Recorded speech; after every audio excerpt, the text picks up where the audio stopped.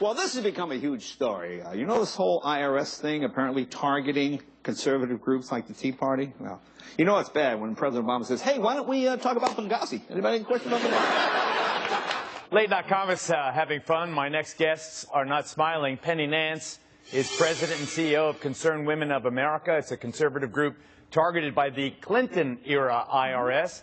Carrie Carrender is the national coordinator of the Tea Party Patriots. And what concerns her now is that Sarah Ingram, who was in charge of tax exemptions during the time the Tea Party was targeted, now, as you have probably heard, ladies and gentlemen, heading up the IRS office overseeing Obamacare. Ladies, welcome.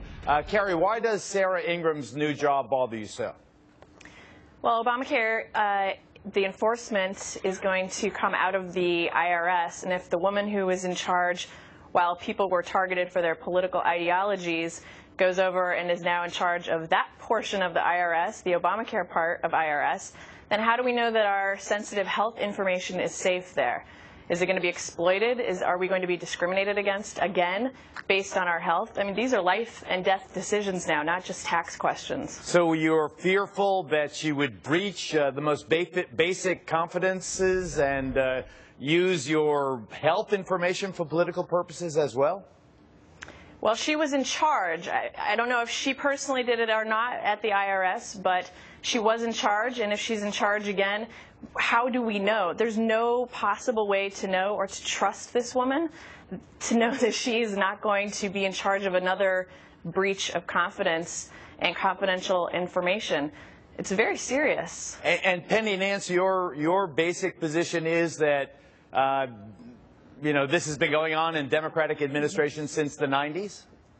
Absolutely. Concerned Women for America has a 501c3 and a 501c4. From 1993 to 2000, my organization was targeted and harassed. Same kind of similar story. I mean, it's so amazing, Geraldo. None of us knew that any of this was going on. Everyone kind of kept all of this private, and now all these stories are coming out. There's been widespread abuse going on within the IRS now for decades, and I sincerely hope that Congress and the Department of Justice will go back and look for back into the 90s at the heavy-handed overreach of the IRS and the harassment of conservatives. You know, I frankly believe that this is criminal. I believe that they have violated 18 U.S.C. 241 and 242, which is conspiracy to deprive people of their civil rights. This is viewpoint discrimination, and it's criminal. I certainly hope that DOJ does its job. So what you believe,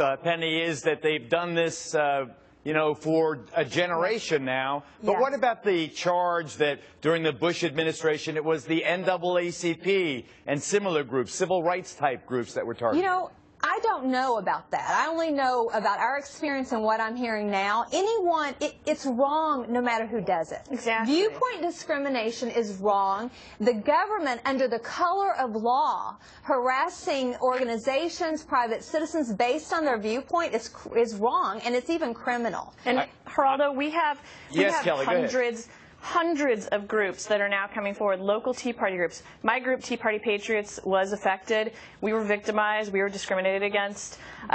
We are looking at pursuing legal action. But I can tell you, on the ground, these are people who have, over the course of 3-4 years, have only brought in $1,700. I mean, these are like mom-and-pop little local organizations, and they were targeted. And there are thousands of people who just decided to give up because they didn't want to go through the trouble of getting harassed or giving out private information of their members lists, their donor lists, things like that. And so really the damage is completely immeasurable. And what about, Kelly, this pointing out that Steve Miller, the acting commissioner, is out. They will undoubtedly discipline members of the crew in Cincinnati that were evidently the hands-on perpetrators of this wrongdoing. Is that enough for you, or do you think it goes much higher than that, Kelly?